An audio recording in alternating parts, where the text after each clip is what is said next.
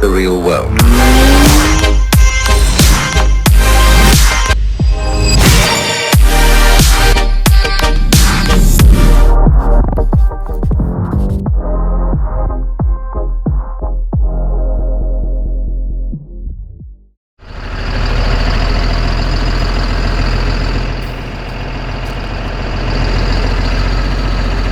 Hey guys, so sorry for the background noise. We just had tiles delivered for our 3-bay garage. I'll actually show you where it's going in a second, but a bit annoying because we have got all of our parking for the clinic and the office now being taken up until that's been done.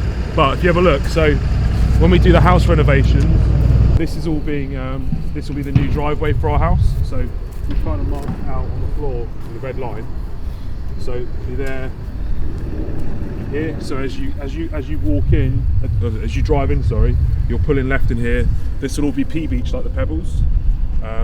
Where the red marks are on the grass here, this will still be grass. This will be landscaped. That'll all be grass at the top, and then it comes into like a circle in the middle, and there'll be a water fountain here. So as you then come round, drive round here, water fountain in the middle here, which I've kind of marked out. It'll be redone. All this front house is being redone. All the patio will be redone. There's going to be a 3-bay car garage going in here. That's what the tiles are for over there, and the roof battens that are coming in. So from the house here, it'll be set back a little bit. About me here all the way up until roughly here, and then back about 6.5 meters. So it'll be 3-bay garage here, all electric gates, electric doors on it. So that's what the tiles are for. That will be here in a few weeks. We are digging the foundations for this, the extension, and new front gates and walls that are going in at the front of the house as of Thursday it starts. So only a 3-bay. Only a 3-bay. Well, I can fit it in. So. Or is it you can only be like 3 meters from the? Yeah. So for having under permitted development basically means you can build something without planning permission, providing it is to permitted development rules. So permitted development rules on this is it can't be in front of the front line of your building. So this is why it has to be set back a bit. It also can't be 1 meter from. It can't be attached to your house unless you have to apply for planning for that. It has to be at least 1 meter from your house, and it has to be at least 2 meters from your boundary, and it can't have a ridge height, which is the top of the building, more than 2 meters. So if you want to go higher than that, you have to put more planning through. So we went to a firm called Monarch Oak, actually, which is local to us, and they build like permitted development buildings. Chatted to the architect, planning, and said, right, is this okay? Yeah, that's fine, we can have that all put in. So measured it all out, should all be good. So like I said, foundations are going in here. That's really exciting, but that's what the tiles are for at the moment. But this is why we're redoing the front gates, because there's a massive turning circle nightmare at the front. So we've got to increase the width of the gates and pull them back in slightly, so big lorries can get in a bit easier for when they deliver all of our nice materials for the house.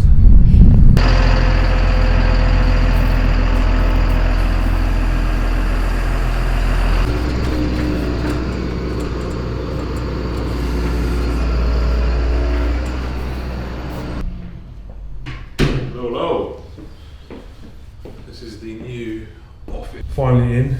It was an absolute nightmare getting this up from planning. Build went really smooth.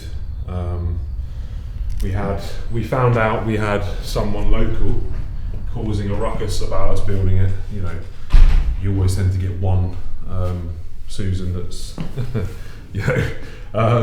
causing an issue. So the parish council, basically, the planning officer was absolutely fine with the build.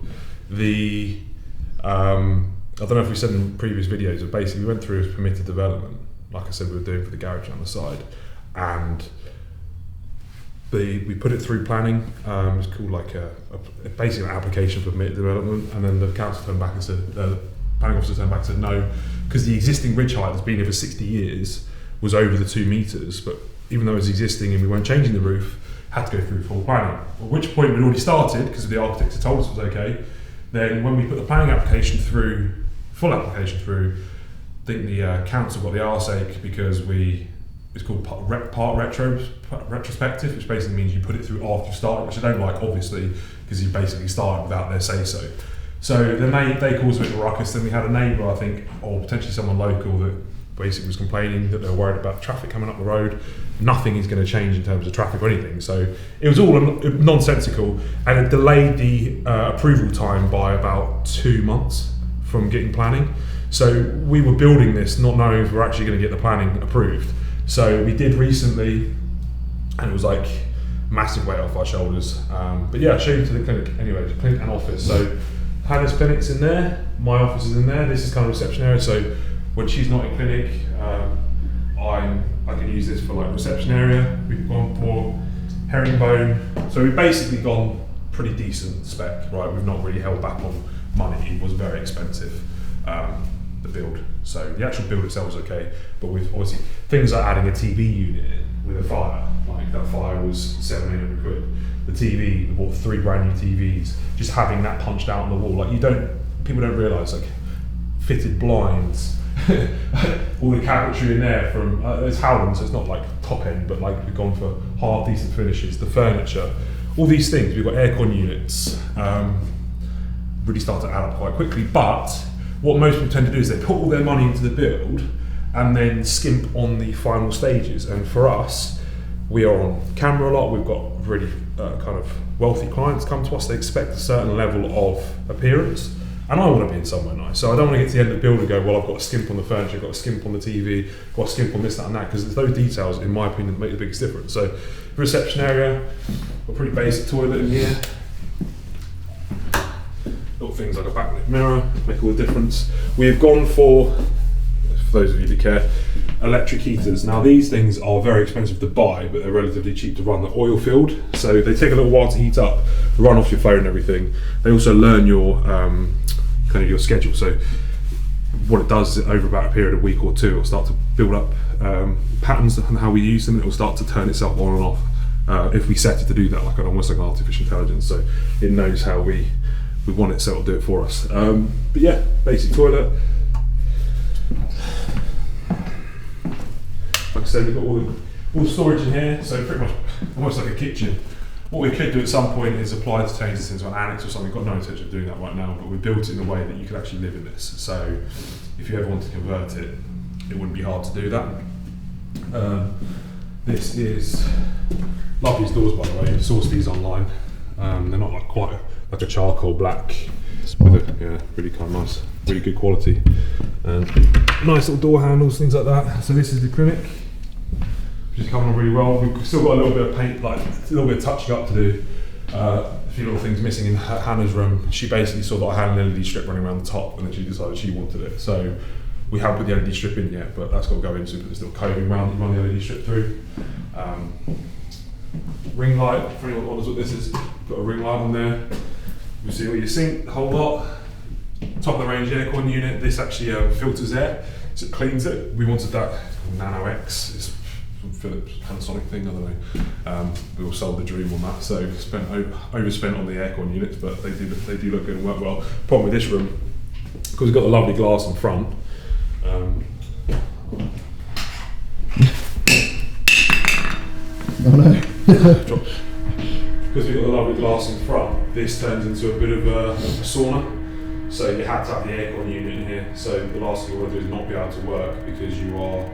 Yeah, it's true. I didn't think of that. What we've done as well, the front needs to clean. It's not finished properly yet. We've done like a porcelain patio, and obviously added the brick wall. At night, this place looks the nuts. You've got lights on the wall. Yeah, we've got lights on the wall. So yeah, we've done all the little details. Which I think has come out really well. So super happy with this. Paint colour, it's a little green, slate lime deep for anyone that cares. My favourite paint colour. Why is it all going down?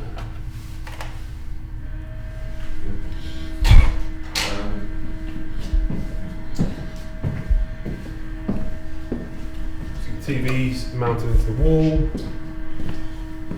And this is my office. The main room. As well as a coffee, in the morning. Piece of art I bought the other day.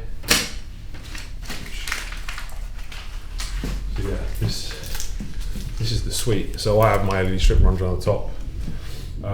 Big thing for me was the feature wall, which I've got here because obviously I do a lot of Zooms, I do a lot of YouTube videos, I do a lot of reels, social media posts.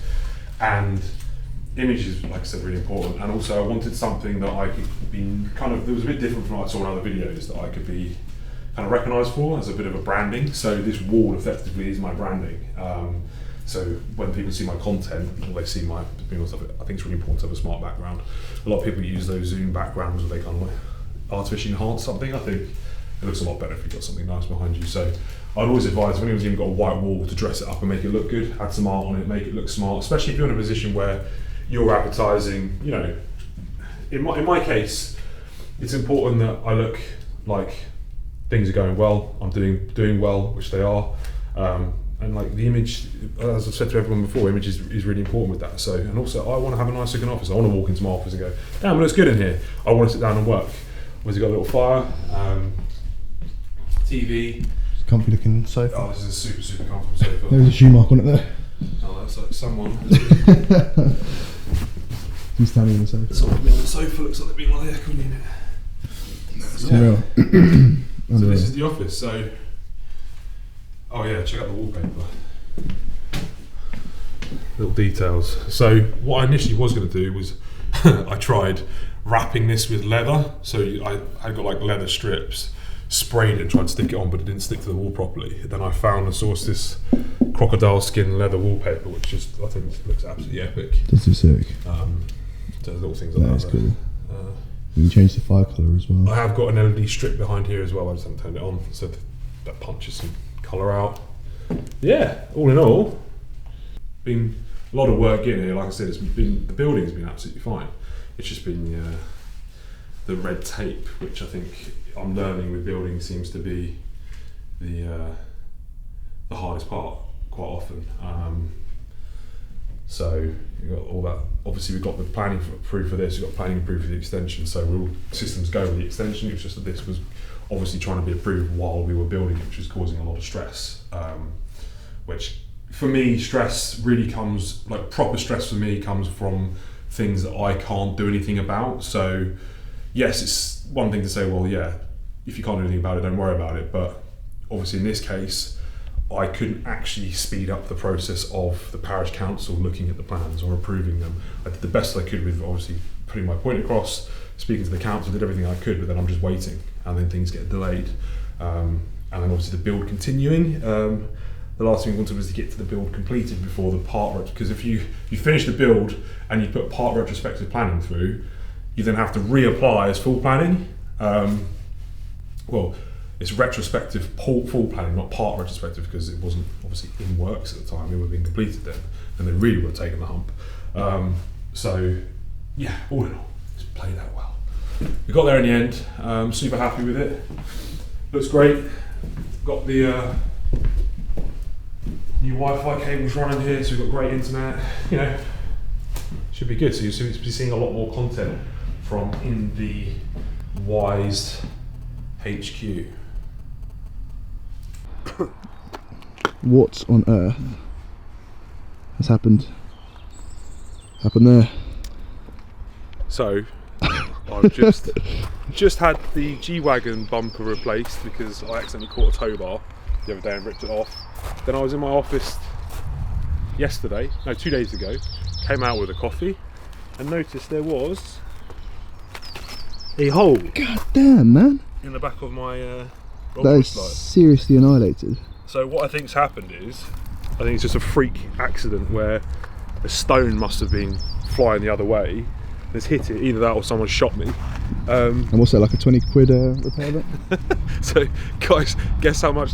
Basically you cannot buy this piece of plastic that covers the unit. You have to buy the whole thing new. So the other downside to this is this particular unit, this is actually chrome, but I've had this wrapped.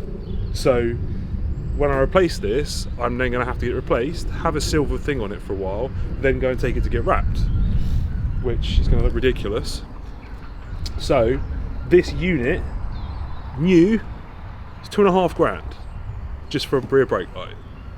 $2.5 grand. No, it's just Refurbed, about 1,500 quid. That's a second-hand, shitty old one. So to say that wound me up a little bit would be an understatement, but with these things, like if you have these cars It's all fun and games until you You get. have these cars, you've got to expect to have expenses like this, and this is why I always advise people, when you take your income, you have at least 3 months worth of expenses for your business to be able to run your life. You have a contingency fund or an emergency fund for things like this. So obviously, depending on how big your things are that would need an emergency, your emergency fund will be different, but obviously that would be adjusted based on your earnings. So you'd have 3 to 6 months worth of expenses in your account, a contingency fund or an emergency fund for shit going like this that's wrong, so that it's upsetting when these things happen, but you've already planned for it, and the rest goes into savings or into investment in your business. So moral of that story is, if you don't want expensive bills, don't buy Rolls Royces, but also when you have these kind of things, you have to expect these things to happen. You can't let it get you down too much. It's just a little bit frustrating, and I can't drive it, for one, because I look like an idiot, and secondly, I don't want to get any water in it. So it's going to stay here plugged like this.